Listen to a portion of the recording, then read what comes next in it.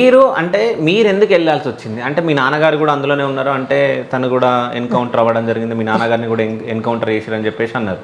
So, అంటే encounter చేసిన తర్వాత మీ నాన్న మీరు కొనసాగించాలని చెప్పేసి వెళ్ళడం జరిగిందా? లేకుంటే నాన్నను అంటే మీరు ఇన్స్‌పిరేషన్‌గా తీసుకొని నేను కూడా వెళ్ళాలని చెప్పేసి అనుకున్నారా మీరు?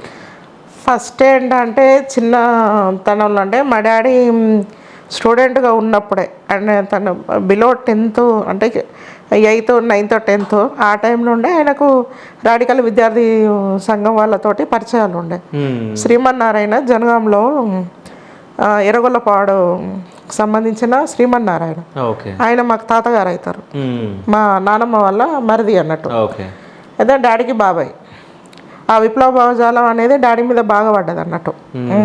పడి అప్పటి నుండే మా డాడీ ఊళ్ళో కూడా అక్కడ కొద్దిగా ఆ రోజులలో నాకు ఇప్పుడు వాళ్ళకి తెలియదు. హ్మ్. వెలుమల నుండి కూడా కొద్దిగా ఇబ్బందులు ఎదుర్కోవడం ఇవన్నీ కొన్ని చూసిండట మా డాడీ. దాని నుండి రాడికల్ విద్యార్థి సంఘంలో పనిచేసాను.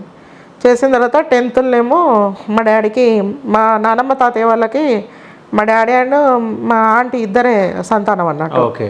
ఉన్న ఒక కొడుకు చేయి దాటిపోతాడేమోనని చెప్పి చాలా చిన్న ఏజ్లోనే చదువుకుంటా అంటేనే మ్యారేజ్ చేయాలన్న ఆలోచనకు వచ్చిళ్ళు. అట్లా నేను పార్టీలకు వెళ్ళకుండా ఉంటాడేమోనని చెప్పి ఉద్యమంలోకి వెళ్ళకుండా ఉంటాడేమోనని.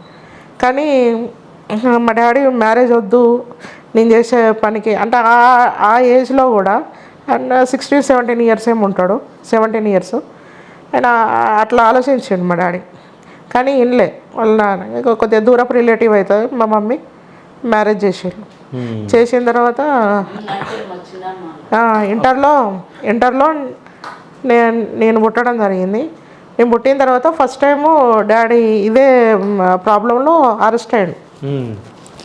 అరెస్ట్ అయ్యి 1 year 1.5 year జైల్లో ఉన్నారు. జైలు నుండి బయటకు వచ్చిన తర్వాత ఫస్ట్ హన్మకొండలో ప్రైవేట్ టీచర్ చేసారు. చేసిన తర్వాత ఉన్న ఊరికి వచ్చినాక మళ్ళీ ఇవే కార్యకలాపాలు జరుగుతాయి అని చెప్పి డాడీని అరెస్ట్ చేసారు. సంథింగ్ ఏదో కేసు మీద చేసినట్టున్నది. ఆయన 1 year 1.5 year ఉన్నారు. మళ్ళీ బయటకు వచ్చిన తర్వాత మా సిస్టరు 90లో మా సిస్టర్ పుట్టిన తర్వాత అప్పుడు ఇంకా విప్లవోద్యమం పీక్ స్టేజ్లో పెరిగిందంట అది.